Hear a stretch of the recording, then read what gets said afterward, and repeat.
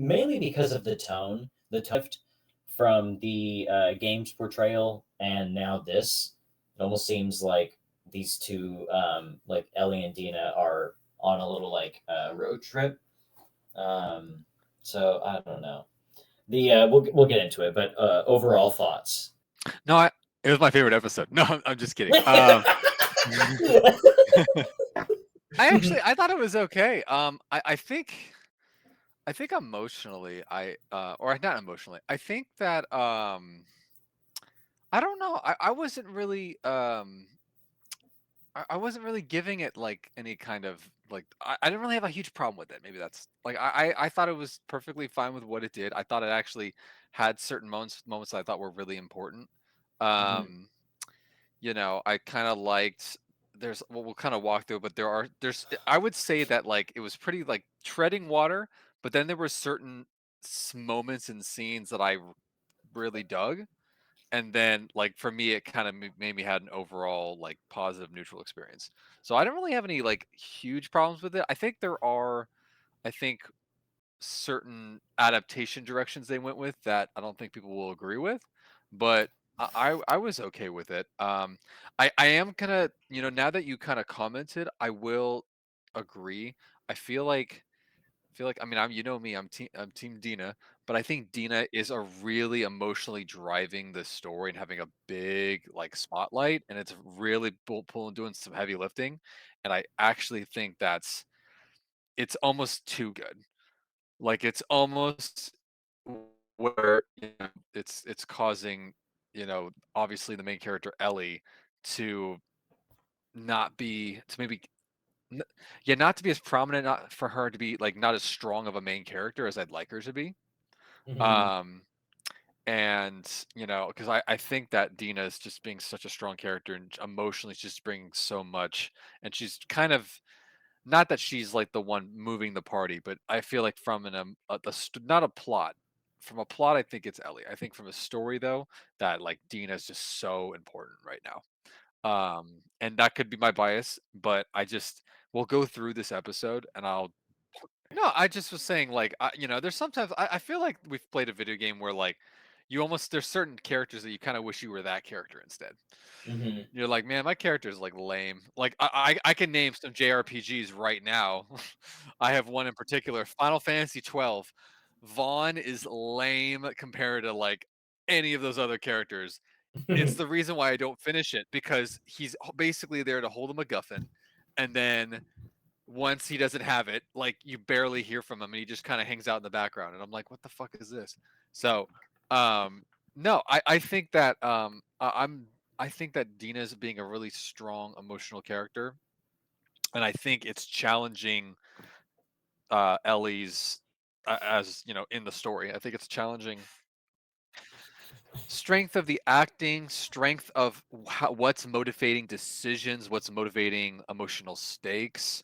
Like, I'm not really, to be honest, I'm thinking when they're making decisions, I'm thinking about, like as much as Joel's a strong character, I'm thinking more like what's going to happen with like them those two because they're really leaning in on like the romance part, which I don't think they do. Like, they don't do it this early, this strong.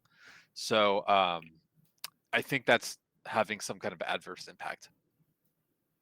It, it's possible. I mean, that's kind of into like a part of the frustrations later in the episode. Um, but I will touch on this as far as like seeing Dina as the moving force.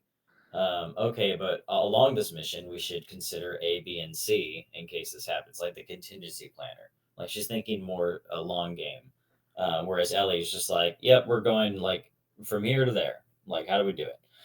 uh, It almost makes Ellie kind of come off as like amateurish. Like you kind of even with the whole pregnancy announcement, like you would in the game, I always felt like that Dina was kind of like the sheltered one, and that Ellie was the veteran, and then this one's kind of making it off that like Dina is like guiding Ellie on what she needs to be doing, and that yeah, even makes it more challenging. it's definitely challenging from the from me for my bias as the viewer. But but I want to wait to get to the pregnancy thing because that's going to be a whole bit. So in the beginning of this episode, did you guys catch who the Fedra officer was? Yeah, Dude, absolutely. that was so cool. I'm like, look at him. So Look, you I'm know like, you know what's hmm, wild is when we played it, my screen on my TV went black and it was just audio and it went for like a good 30 seconds and I'm like, is this part of the episode? Am I not supposed to see what's like happening? And then I like reset my TV and then it immediately resumed from that part and it showed the picture and then I went, "Oh shit, it's Josh Beck." Like there's someone talking for 30 seconds about the story and I'm like, is this intentional? Am I not supposed to see the screen?" And then when I yeah. refreshed it, it showed him. Oh, it was cool. I did like that.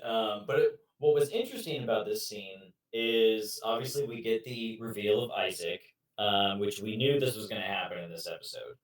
Um, and I like that it was setting up the stage for like Josh Peck's character through notes in the video game. You see that there is a tension between certain Fedra employees, and then you discover that some of them branch off to form what we know as the WLF.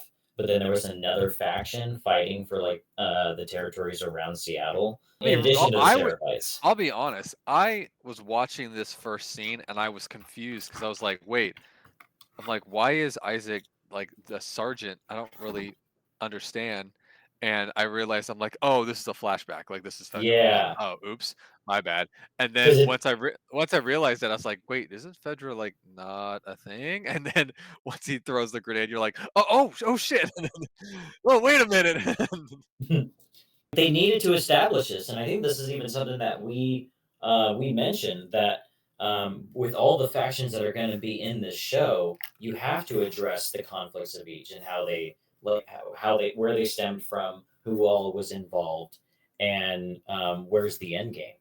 You know, uh, the thing that I kind of liked is the juxtaposition set up with Josh's character, guard Josh, and that one rookie looking dude, the timid looking guy, where he hasn't quite succumbed to the harsh reality of what it takes to do this job long term and what it takes from you. And that's supposed to be guard Josh's character. And then when Isaac chooses him out of the rest, because he knows like you haven't been doing this long enough to be corrupted yet. So come with me, you might learn something. And it's explained that the term voters for civilians is because once that right was taken away, it was kind of like a jab. It's like instead of just calling them civilians, like that term still worked, but it's like no, no, no, we have a new term for you.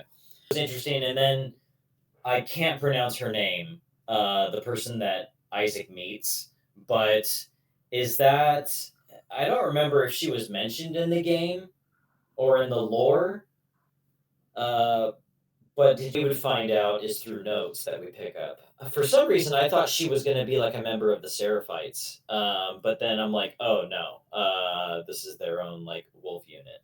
Okay, so then should we just talk about the next scene with Isaac? Wait, hold on.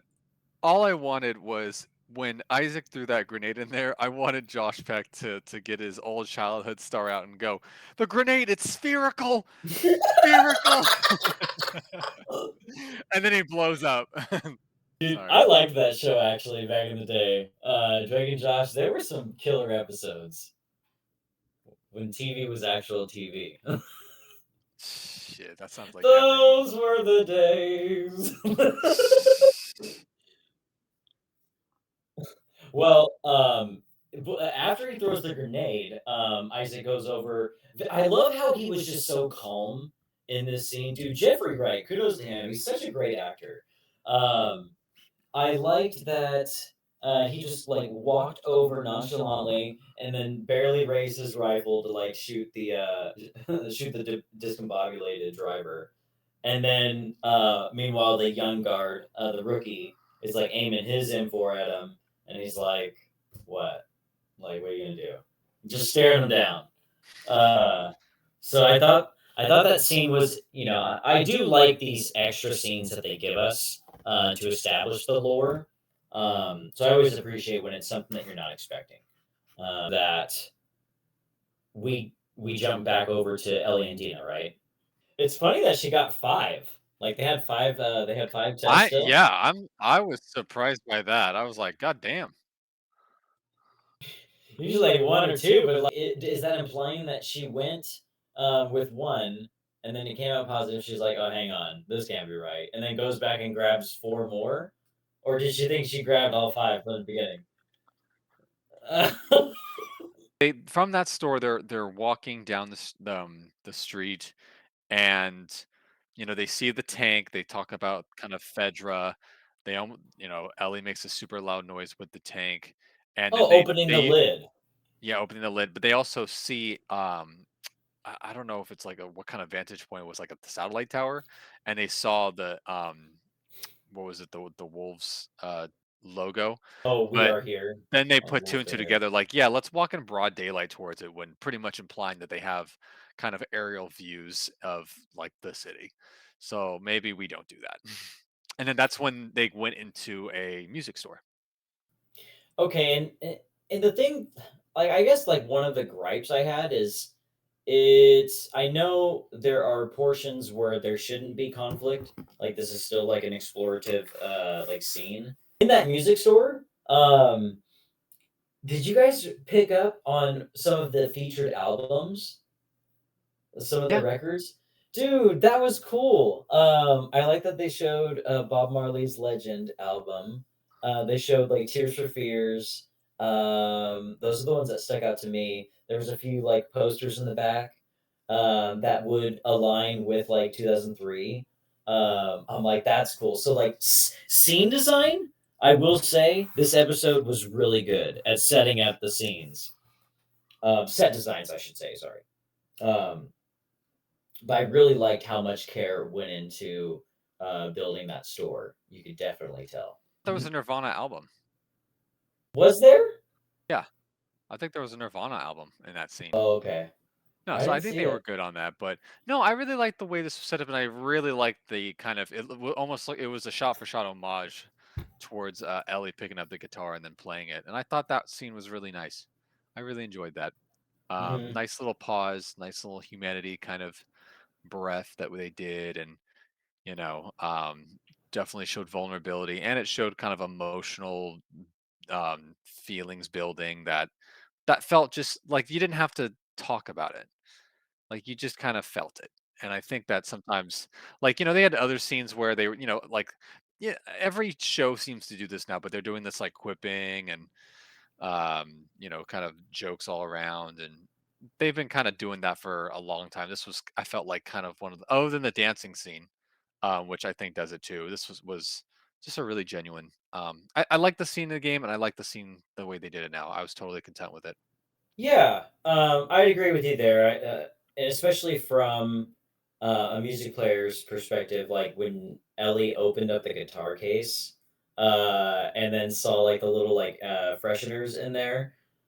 I did like that little, moment of appreciation. It's like, "Oh, look at this," and it looked pristine.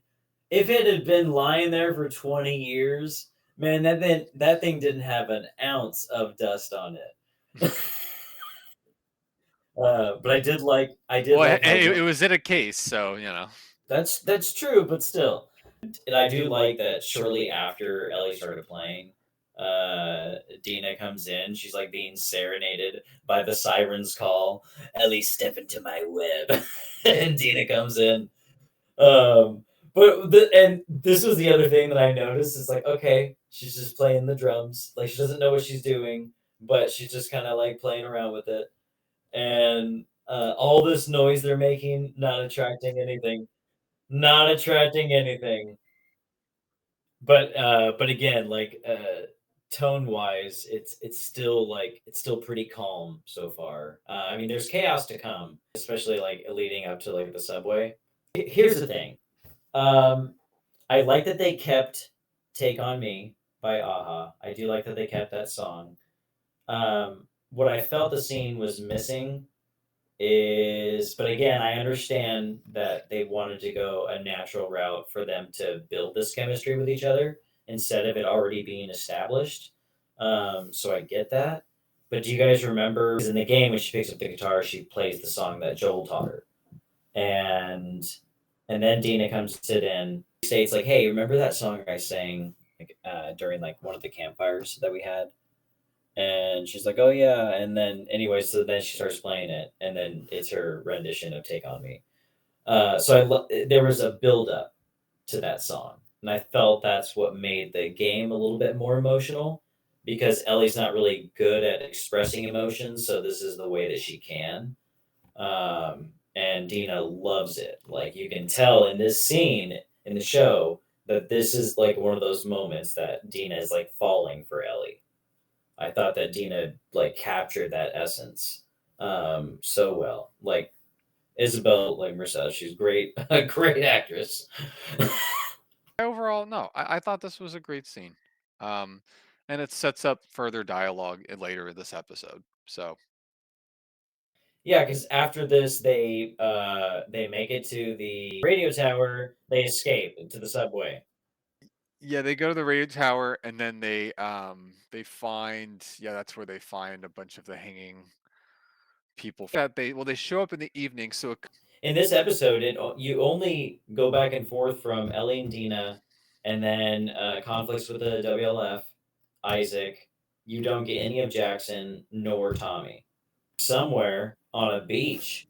Um, well, and again, like this, it's these little moments, this is probably because I'm watching it with such a critical eye, and I'm not enjoying the episode. I'm noticing that, uh, but it's taken me out of the experience of the show because Tommy's character is not portrayed the same. Ellie's character is not portrayed the same.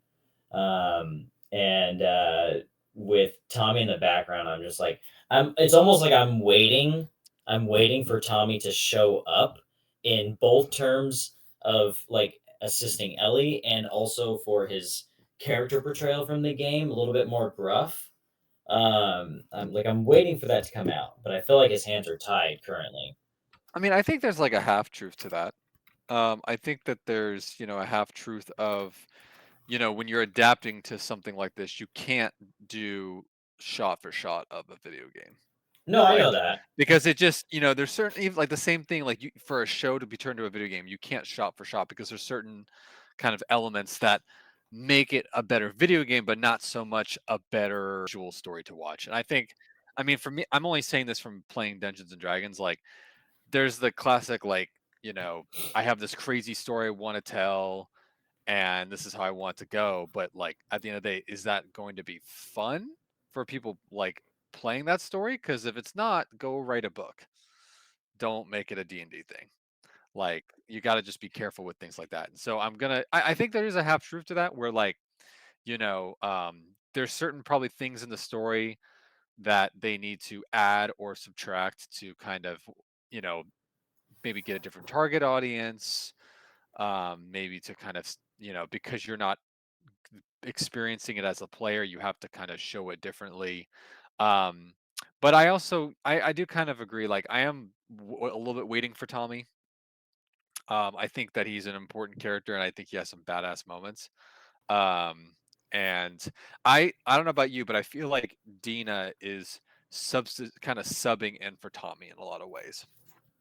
Like how she's gotten the information to Mhm. like figure out where they are. I mean, it was smart that they did it in that scene because it kind of created more motivation for her to go see, Ellie to see Joel and that. But again, like I mean, Tommy was with Joel when he was murdered originally, and so I feel like they're kind of swapping it with Dina because she's the love interest, which will make that a lot easier because they're spending more time together.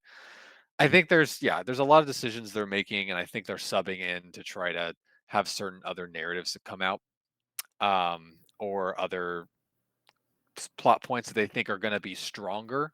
That might be the phrase, is that they might go, let's add this with this character because we think it's going to have much more of a stronger emotional impact with their audience. I think you're right. I think you're right in that as far as like them doing the role reversal where Dina was there getting the information. Like it makes sense for her to be a stronger force on the journey with Ellie. But again, it's just like it's still like that desire to see Tommy come back. But again, it's like those are my expectations, so I shouldn't shouldn't go into this next episode with them. Yeah, Just well, watch it for what it and I'm is. just going, well, you know what? When he does show up, it's gonna be even better.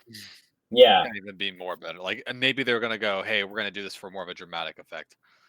You know what's funny is like, is it bad that I'm already missing Abby in this show? Well, yeah, I need to have someone tell me how handsome I am. I don't think I don't think she'll be in the next episode. If anything, No, it she doesn't may. sound like it. No, because we have after Sunday's episode coming up. We have two more after. So I think if anything, the next time we see Abby will be episode 7. The things I did want to mention when they were exploring around Seattle is they explore around like Capitol Hill. So this is like an area that like I definitely like gone around and driven around. It's kind of I mean it's kind of sketchy to be honest, but certain parts are nice. Uh, but anyways, in all of my trips to Seattle, like it's an area you try to avoid unless you know like oh we're going to this restaurant near there.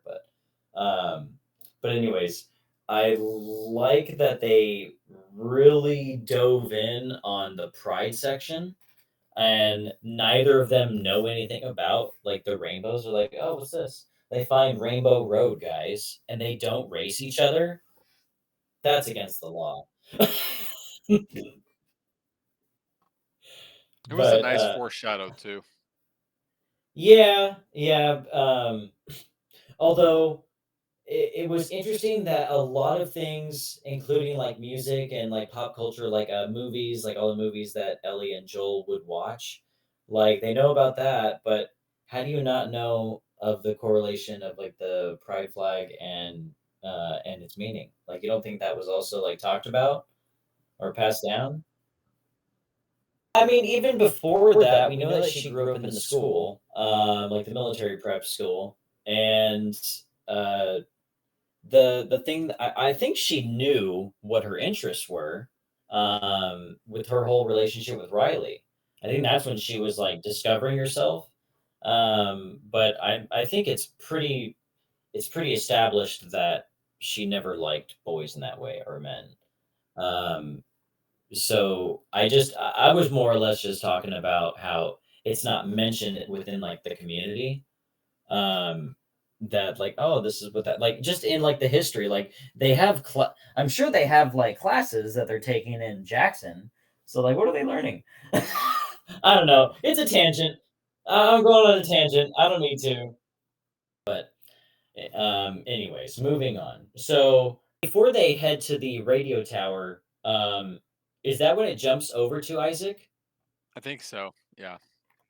So, what did you guys think of this scene? Like, he's got a monologue, and then you just see a man with his peener out, and he's talking about pants. So I don't know how expensive these pants are. And he did do a name drop. Were they French, like French copper pans, Jacob, Yeah, they're like a or were specific French copper pan. yeah, and they're probably like $500 a pan. Whether they're worth it or not, he was stating that like this was something I, simply just couldn't afford um, to have myself, but I could impress people through through cooking. So he did have like what you were saying, Nick, like a part of his background. He liked being in the kitchen, and now this is like a place of. Now he has a different passion in the kitchen.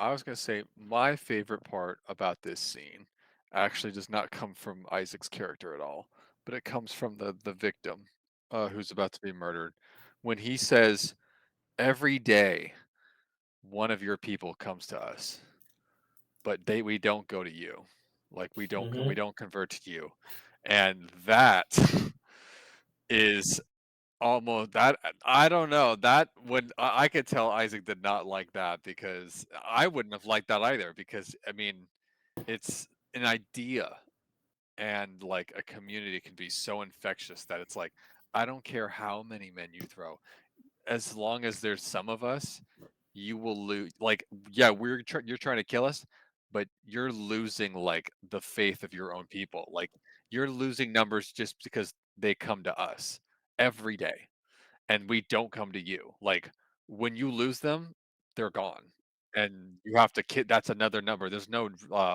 like, that's how strong their argument is, whether it be flawed or not. It's like, you know, and so I just thought that that was such a good kind of, dialogue and a good kind of his own maybe like, well, not salvation, but his own little weapon to, you A know, psychological weapon. Yeah. yeah, his psychological torturing device, and then when he's like, "I'm gonna go burn you," and then he just puts his hand out, it's like, "You keep doing it." Yeah, and then he's like, "Alright, I'm gonna just shoot this guy, I'm wasting my time," and, so he kills him, and then I'm trying to remember, that guy who said that it was good that the Scar was dead, was that that original guard It's the from same Ju one, and you see a 'Cause I completely told Nicole, different face. I was like, "I hate this guy, like, I want him dead first, like, I hate his face." Well, or this could be it for him. This was his arc, showing showing that if you spend 11 years with Isaac, you turn into a cold-hearted person yourself. And what was interesting, establishment of the conflict between them, that it's not only a fight for territory now, it's also a fight for souls. Like, we're not only gaining ground, but we're also taking and converting your soldiers because they realize, like, we still have like a sense of humanity and something to strive for versus just like aimlessly killing people for occupational reasons. Um, and then that power is immediately like taken from Isaac once the victim like extends his hand before Isaac even says it. He's like, oh, okay. But I did like that he didn't go through with the torture anymore. He's like, okay, well, this, I'm not going to get anything else useful out of you, so I might as well just end this. So at least he still has a little bit of empathy, Isaac. It wasn't like it was a good scene. Like looking at it just from like the scene's perspective. Um, I liked how it opened, and then I liked how it closed with showing the same guard, and how different he looks now. Um, like he's now seen some shit. So like going back with Ellie and Dina making it to the radio tower and finding evidence around again, another hands down set design Yeah. for this scene. Oh, I felt like they were in the game, and I'm like, God, this is so cool. And then, did you guys also catch that the stunt people were actually the ones hanging? yeah, and Um, in the after credit scene, they were saying that, and all the directors were saying the same thing, they're like, "This was the coolest set." Like, we loved it. and I was gonna see if you guys remembered like the reason that they entrailed their victims, like disemboweled them. I do not know. From what I recall, to the Seraphites, it was the only way to purify them of their sins. Oh, okay. Yeah, so there you go. Huh. Uh, but here's the thing I wanted to say that I really enjoyed when the patrol comes in. Once they start talking, it's like, oh shit, hide. And you quickly get behind cover. I love that they were hiding behind the crates and then they were like communicating with their eyes and like hand signals. I'm like, dude, I love that. I love that it captured that sense of like fear. That's like shit, like we can't take all these guys on. So we need to do this smart. Yeah, it's really sneaky, it's really sneaky. What was it? They basically, 'Cause Ellie jumps on the head of like on the neck of one but guy. yeah, Dina kills the one that has, that's in front of Ellie, but Ellie sneaks a knife and just stabs the dude in the neck real quick. And it was super subtle. But no, yeah, I liked the whole crawling aspect because it was very much an homage to the mechanics of the game. You really kind of felt that immersion, and then obviously with the struggle, and having the then tuck tail, and they were really like trying to like emphasize like game mechanics because they run and they're like, oh, we're stuck, and then they open a door and there's like a bunch of rubble and they're like, we could fit and they can't, and so then they were kind of again doing the crawl mechanic, and then once they get through the other side, um, obviously they end up in the train station and they show up and freaking what was it? Flares just start getting thrown. And at Yep. first I was like, "What did this how did this attract all the infected?" But then it shows like a split second of like a flame like in contact with one of the little like vine spores, Yep. which kind of aggravates it. The Hive network, yeah. Yeah, yeah, Like, it's that's the hive already been hive. established. But no, I wanted to say this before getting to the sewer section, subway. Um, when they were crawling, those wolves were right on their ass. And dude, like, when he looks in the hole, I'm like, "Oh, they're dead. They're dead." At the rate of what they're crawling, I'm like, "Okay." He's just looking in there, and he's like, "Oh, they went on the other side."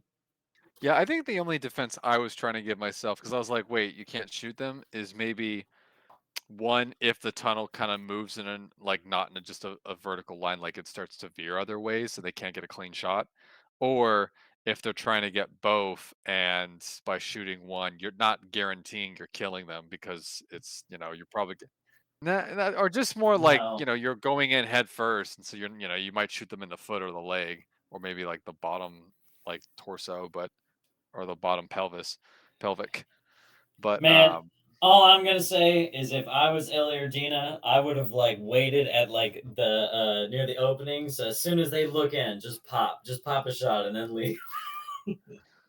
oh, that would have Uh, been super hard. but no, okay, so this is the other thing I wanted to say is like, did you guys catch that Dina was activating listen mode? Dude, that was I liked that when they were when she was counting how many clickers there were, and I loved how it once it surpassed 5, she's like, "What's the point? What's the point?" Oh, yeah, there was a little bit more than 5, and then just a giant mob comes in, it's like, "Yep, more than 5." Once the horde starts, chasing after them, Ellie and Dina, like, jump into the subway car, and then are, like, trying to get past them, and then one, like, gets through and is trying to get to them.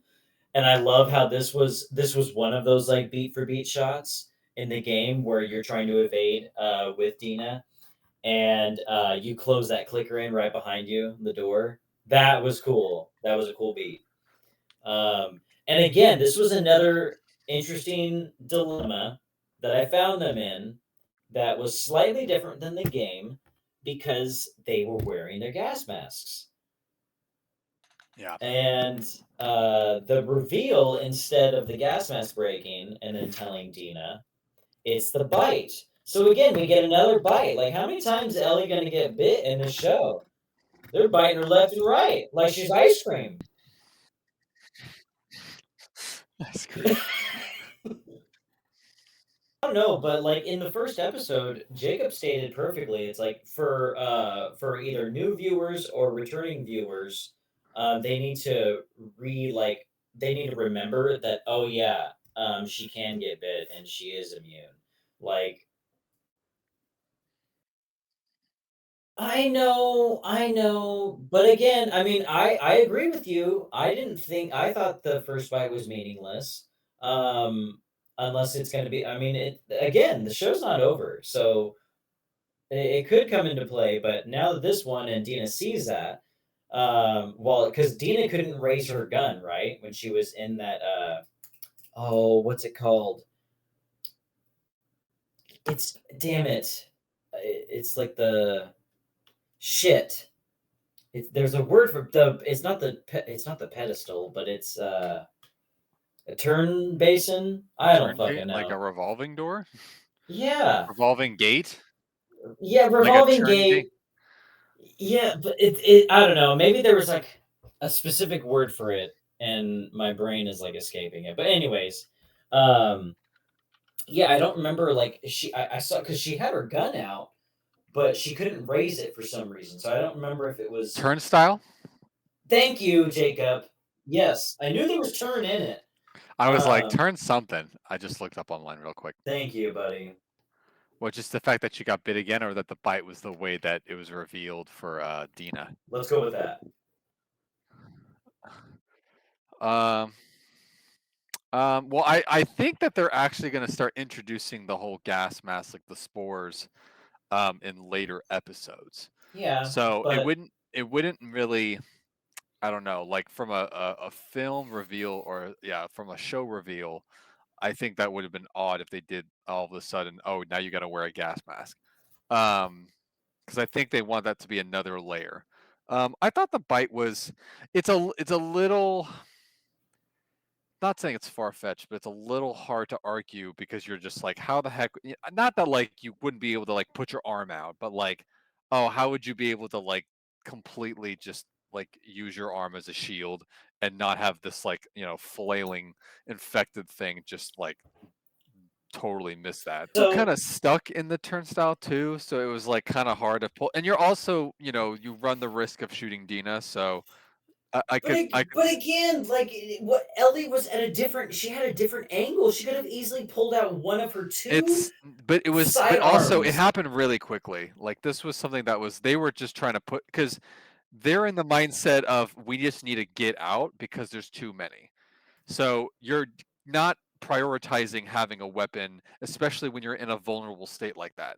Like for, I don't know, in my personal perspective, like if I'm trying to go through a turnstile and I like if I was in those shoes, yeah, I'd put my holster away because the gate's stuck. I have to push with both arms to make sure that I can get through. It doesn't matter if I'm holding a gun out because if there's 20 running at me and yeah, and I'm still freaking stuck. Yeah, I'm still stuck and I'm gonna run out of bullets and just get stuck in the turnstile. I'm just gonna get gnawed to death. Like, no, it's I need to we need to do all of our effort to push because I don't think, we are on a short time like opportunity.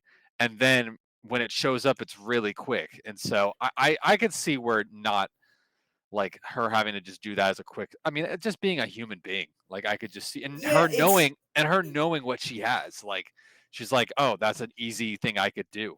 And and yeah. yeah. Go ahead. No, I'm gonna. There's gonna be a rebuttal, but finish what you're gonna say. No, I think it's just the okay, they got to the point where they were escaping, they get to that turnstile. I think their mindset is we just need to get out of here, not that we need to, like whatever resource it is to get out of here because, and especially when they get in the turnstile, they're like, we're stuck, like we're a sitting duck. Like we're not able to move. Like we just need to like push. And with her coming, I just think those things put together and the fact that they're probably in a high stress environment. Yeah, I don't see like that being totally unreasonable. I think Okay. that's totally fine. I after you like towards the end of your point there, I started to realize like okay, I have to remember she's 19. So she may not have the reaction skills and like the way that I would think in that reactive state. Dina is in that reactive state. She already has her gun like out. Yeah. And maybe that's like favoring to your point, Jacob, that you were saying. Like maybe that's why she couldn't get through because she didn't have like her gun holstered. Well, and also here's the other thing too is that if Ellie did have her gun, not only she has to worry about Dina, what if she like misses it? Like what if she shoots it like in like the collarbone or like the shoulder and like or the side of its face and doesn't kill it? It's just a like close counter. You know how that is in Too like yeah, too many variables. too Yeah. many very too close of an encounter. Like I could totally see. Here's where I would agree with you. Let's say Ellie got out and it was just Dina. I could see Ellie then being in more of a position to then have her whole gun ready to kind of like, oh, there's an infected coming. I'm going to take a step back, aim, fire, and then come back and help you. No, they're both stuck in there. They're both in an kind of I a need to watch constrained. this. I feel like I need to watch this scene again. All right, I want to get to like probably obviously I don't want to say the most important thing, but one of the highest moments that like I was kind of not anxious about, but like this like anticipation of this buildup The because theater Dina's scene. like, I'm about to shoot you. And I was actually a little convinced. I was kind of like, I know you're not, but But yeah, no, no, uh, no. It's that compelling thought of Dina knows like she has that survival mindset. So she's thinking like, okay, what do I do? And Ellie's even saying like, I do like how this line was delivered, where Ellie's like, look, I totally would die for you, but that's not what this is about. I'm immune. And I'm like, this is how they're gonna go about it? Okay. I'll get on board with it. And she's like, just like the first season with Joel and Tess, when they found out that she was infected, um, they had her like sit off in the distance and like wait for a while, and then once they realized, like, yeah, okay, she's the real deal. But as soon as as Ellie was joking around and making like the clicker noises, they like look at her and it's like, and she's like, okay, yeah, bad taste in humor. But I do like that that was a callback. She's like, I'm just gonna go over here on this couch. I'm gonna rest for a while, and then you're gonna and you can shoot me if anything happens. But um, I don't know. I was conflicted with the rest of this episode, to be completely honest with you guys. Um, the I didn't like how a lot of things happen in this theaters. Seeing once they get in. Um, what's so funny is as I finished the episode, I was like, I think you were even telling me about like I'm a little conflicted, and I was like, I think I know what part you're conflicted on because it's such a different scene than what happens in the game. It's Be- it steers away from this like hey, like it almost like steers away. It's almost like steering away the plot, yes, and like you're starting to like it almost feels like Ellie's okay. Like here's in the game, she's kind of like she is so fixed on this agenda Mhm. that when she hears this, she's just totally frustrated. Like, now you're just a burden. Why are you here? Why did you even come out? Yeah, And she but went with the but what hang she on, went with the hang on. commitment, and so No. So adding on to what you were saying, before before their night, the time they spend together, the whole thing with once that reveal happens and Ellie like sits up off the couch, and then Dina like says to her like I'm pregnant, and then immediately they just decide, okay, now we're just gonna bone. Like this is the time to do it. I felt like it was like so forced, and I felt uncomfortable in this scene. Like it almost, I don't know, like it's not like like like Dina was ensorcelled, but it it's just, I don't know. Thinking about it, it's like, okay, Ellie, your hands are not clean. You guys are dirty. But that was the other complaint I had in this scene, or not just the scene, but just in general. These characters look too clean. They're scavenging. They're exploring the world. In the game, they were dirty. They had like dirt and like mud on them. Like they were living in it. And here it's like perfect makeup almost. They like the tone I was conflicted with. Jacob, what you were saying, this is like the whole rant I want to get in, is Ellie is so motivated through her anger for venging Joel. And you don't see any of that. You don't see any anger. And I think that's also attributed to the 3 month jump instead of it being the next day um, in the game. So I get it, and maybe that's why she's not so set on her vengeful quest in the angered like manner that she is expressed perfectly in the game. Um, but that's a good point. she reveals that anger at the table when Dina tells her all this stuff. So where is that Ellie? And I had to think about this, and I'm like, you know what? Like, I feel like this whole time I've been on Bella Ramsey's case, just not buying that she's the Ellie that we all know. Um, I thought she killed it in the first season, portraying a 14-year-old. I really loved her performance in the first season. And now I feel like it is being toned down. I think Jacob, like, didn't you mention that earlier? I would agree with that. That it's not because of her performance. Like I have a feeling it's due to the writing. It's the writing of her character in these scenes. I'm withholding my judgment until the end of it, but I did hear that Neil Druckmann is directing the last two episodes, so I'm gonna see like okay, between the Craig Mason written episodes and Neil Druckmann's, which ones did I like more? So I'll be interested to see how the rest of it plays out. But yeah, like Ellie expresses in the game when she finds out that Dina's pregnant. It's like, how long have you known that you were late? She's like, well, it's been 3 weeks. And Ellie's like, 3 weeks? Like, you didn't mean to like mention this earlier, but it's already established that they've liked each other. They just haven't really acted upon it.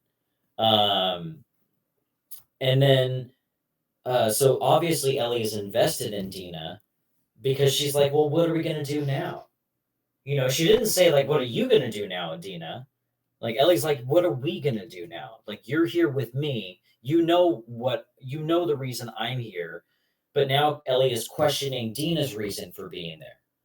And Ellie expresses that you're a burden now, because now I have to focus on you and this baby that is also going to be important for me. But now you guys are both in danger. And my comments on that whole like love scene, it it came off as cringe. Um, I didn't feel like it was in the right. It didn't feel like it was in the right place. I felt like it's something that could. It's something that definitely should happen if they wanted to explore the relationship further. But it just felt like after both those reveals, that it just felt weird. But again, if I don't look at it from the critical standpoint, and I see it as just two people that have just been through hell and avoided death and now like are finally in a moment where they can express their love to each other, that's the only justification if I look at it from that angle. But that's not the angle I'm choosing to look at it from. I'm mad. Um, so I wasn't. I don't know. I was a little conflicted because I didn't feel like, yeah, there was a little bit of kind of little awkwardness in it, and I'm like, okay. But then I was trying to think about all the like seeds that they had been planting like the last two episodes. Hmm. And Nick, you actually brought up just a really interesting point that I didn't think about, which is you bring this up, you introduce this now, and well, one, I feel like I don't know, I feel like it might not be the right choice to have Ellie just say, "Oh, don't be a burden." Like, I feel like it would be a harder sell of the relationship if it was that strong of a negative reaction. It would be harder to kind of convince um, for like a show standpoint. But you think about like obviously they've been traveling together for for a few months.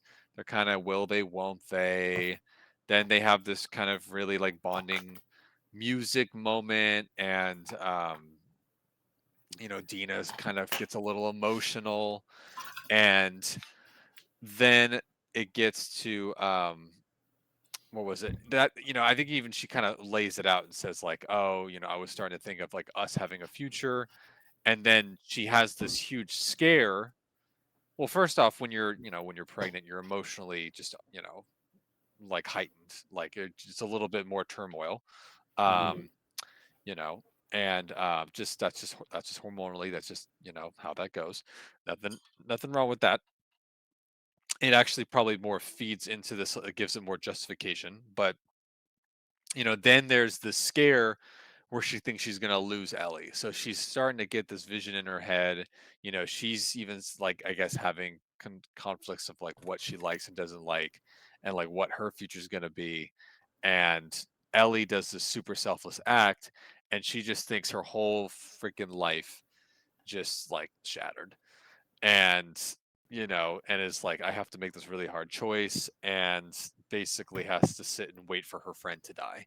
And then when she doesn't die and realizes that she was correct, and that she's that her that she it's almost like giving her a second chance, then she kind of just totally gets super vulnerable, and in the heat of that moment, the heat of all of those emotions and that like suspense, she's like, I gotta tell you something, I'm pregnant. And then also, I've like, on top of that announcement, also having feelings of just wanting to express and just wanting like comfort and things like that. So I don't know, from like a human side, I feel like they put in enough seeds to make it justifiable and to give it some slack. But it is, if you've played the game and you kind of see what's going to happen ahead, it really is hard to digest. Because I even remember being like, I don't think that's what happens. And then when I was watching clips of it again, I'm like, oh yeah, that really isn't what happens. And now you're kind of setting it up where, like you just said, Nick, that you're going to kind of set up this relationship pretty early, and then the relationship's going to be challenged throughout the rest of the season. And then that's where the relationship gets challenged, and then you can build it even more through kind of life threatening acts. Like they've gotten to the like, hey, we have feelings for each other, and like we're like emotionally interested. Or and now it's like that's going to be tested. And then that will kind of linger into after Abby and Ellie have that confrontation. So I don't know. Again, this could be just my like I haven't played the game in a few years, and I'm not saying that it was perfect. I definitely I kind like when she holds the lantern up like all slowly above her head. I was like, what kind of light are you trying to show? Yeah, I'm like I'm like, what are we doing here? And I you was like, can that see seems a her. little corny, but Yeah. and like but I don't know. I just I kind of like got caught up in the like the suspense of that moment of like what's gonna happen next. Because I actually and I'm only saying this because I was trying to think of the alternative of like, okay, well, what would the alternative be than this? Like from a show perspective, is you know, she finds out that she's immune and then she's just like, "Oh, thank God. Okay. All right, moving on." Like it doesn't create much of a episode climax. It just kind of is like, "Oh, okay, you're not infected." Like I You the know, only other way I could see is like there being a fight, but no, they can't fight and then like break up already and like split up. So, no. No, on the contrary, I think it would have been like if if I were writing this scene, not that I'm going to, but like if I can create an alternate scene other than like Ellie getting to third base with Dina, is um now that you've had both shared a secret, why don't you try to like, okay, so you're immune, so like what does that mean? Like you could have had exposition. You could have had Dina ask like some questions. It could have been like more of like a banter, a back and forth, and continue building on their relationship as they learn more about each other. Like Ellie could have opened up about um, Riley and said, like earlier when Dina says, like, "Oh, tell me about your first kill," and Ellie's like, "I'd rather not," the first one was a little hard, but I can tell you the second person. So it's like that could have been, since that was already established continuity wise, I would have added that in. It's like, hey, viewers remember this from the first season. Ellie sharing a very emotional part of her history and someone that she cared for telling to someone that she like already has feelings for now, like they're cemented. Um, like I feel like that would have been a better scene, and then for them to work out a plan, it's like, so like does the instead of it being anger, um Ellie can then ask, like, give her the reins, and then she can be like, do you want to go further? Like they do say it at the end of the episode because Dina says, I'm gonna go with you, but she initiates it instead of Ellie, and then they hold hands and they go off on their merry adventure for day two. Um, but I think that that would have been a better scene.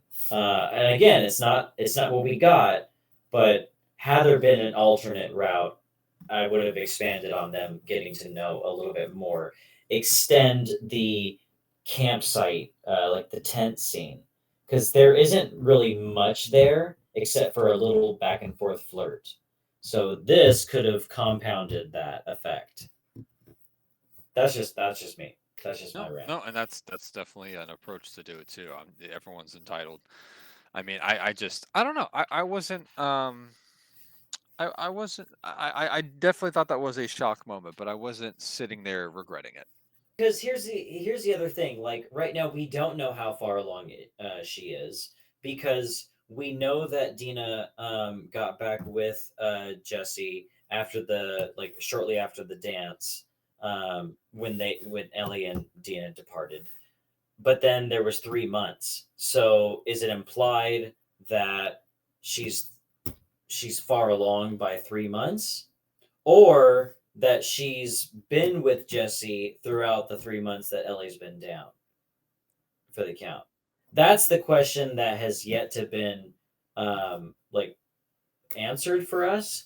So hopefully next and again, like to add on to like the exposition scene that I was talking about earlier, it could have also been like when they wake up afterwards, instead of having beef jerky for breakfast, instead of brushing their teeth to get rid of the morning breath, they could have all they could have also like Ellie could have also stated like, "So does Jesse know yet?" And then when Ellie says, "I'm gonna be a dad," I'm like, right away, I'm like, "Are you serious?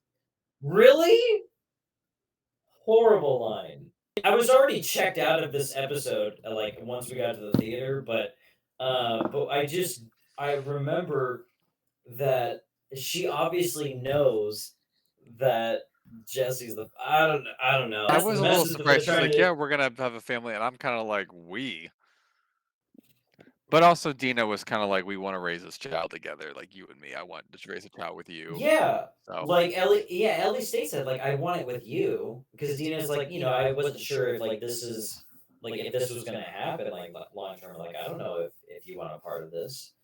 Um so like again, like that is established, and that part is nice, showing the commitment is there from Ellie's character. Like I'll give that credit. Um but I don't know, just the way it was delivered just was weird. I'm sorry, like I'm being really critical here. I need to stop. It's just my honest reaction to it. We want the show to succeed, um, and I'm sure it will. Like knowing the creators behind it, like I'm sure it will still be a successful show.